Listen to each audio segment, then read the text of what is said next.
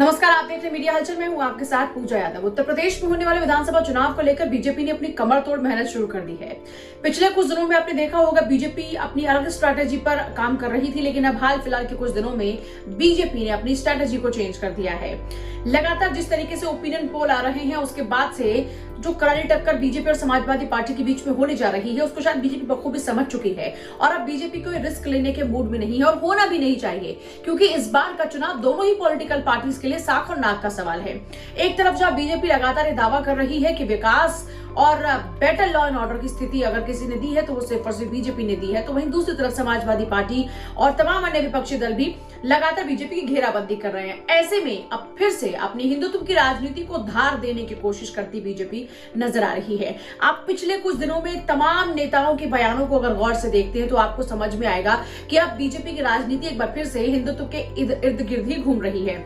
इससे स्पष्ट हो जाता है कि एक बार फिर से हिंदुत्व के एजेंडा पर आगे बढ़ती हुई बीजेपी अपनी जीत को सुनिश्चित कर लेना चाहती है। आपको याद होगा कि पहले जो तमाम बयान थे उनके जरिए भी यही बात जरूर लोगों के बीच में कन्वे की जा रही थी, लेकिन इसके साथ साथ जब सबसे खास दिन था सोमवार का दिन, जिस दौरान में काशी विश्वनाथ कॉरिडोर का लोकार्पण किया जा रहा था, उस दौरान में प्रधानमंत्री मोदी के पूरे कार्यक्रम को अगर आप देखते हैं, अगर उनके शब्दों पर आप गौर देते हैं और इससे पहले के भी शब्दों को अगर आप गौर करते हैं, तो आपको समझ में आएगा कि काशी से बुंदेलखंड तक अब सिर्फ और सिर्फ जो माहौल है वो हिंदुत्व के तौर पर ही अपने पक्ष में करने की कोशिश की जा रही है। इससे पहले भी ऐसा ही होता रहा। आपको 2019 का लोकसभा चुनाव भी याद होगा, वहां पर भी हिंदुत्व और राष्ट्रवाद दोनों ही भावनाओं को लोगों के बीच में ले जाकर बीजेपी अपने हित में लोगों को लाने की जो कोशिश कर रही थी उसमें कामयाब हुई। 2017 के विधानसभा चुनाव की अगर बात करते हैं तो इसी काशी के 16 जिलों की 71 में से 55 सीटें बीजेपी के खाते में थी, लेकिन इस बार 60 से ज्यादा होने का दावा किया जा रहा है। अब सबसे खास बात यह है कि अंदर खाने जब सवाल पूछे जा रहे हैं नेताओं से, मीडिया कर्मियों द्वारा, तो वो कैमरे पर ना सही लेकिन अंदर खाने वो इस बात को स्वीकारते नजर आते हैं और वो ये साथ साथ कहते नजर आते हैं कि इसमें बुराई क्या है। अगर ऐसा है, अगर हम हिंदुत्व को लेकर आगे बढ़ना चाहते हैं तो इसमें बुराई क्या है।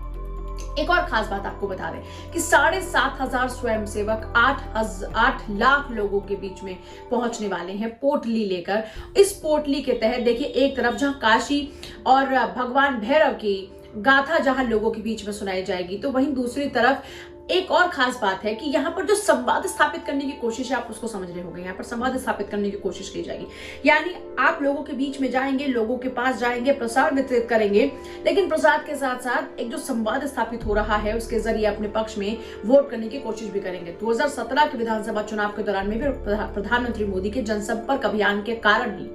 इतनी ज्यादा सीटें जीतने में, इस 16 जिले की 55 जो सीटें विधानसभा की जीतने में कामयाबी मिली थी, उसके पीछे वो बड़ा जनसंपर्क अभियान था। अब फिर से उसी जनसंपर्क अभियान को लेकर आगे बढ़ा जा रहा है, लेकिन इस जनसंपर्क अभियान में ना सिर्फ गाथाएं होंगी, लेकिन इसके अलावा गाथाएं सरकार की भी होंगी, साथ ही साथ अपने पॉलिटिकल एजेंडा को साधने की कोशिश भी होगी। तो कुल मिलाकर अब आप समझ चुके होंगे कि आगे का पॉलिटिकल सिनेरियो कैसा रहने वाला है। लगातार कांटे की टक्कर अभी भी चल रही है और आगे आने वाले दिनों में ये कांटे की टक्कर और जोरों पर होगी।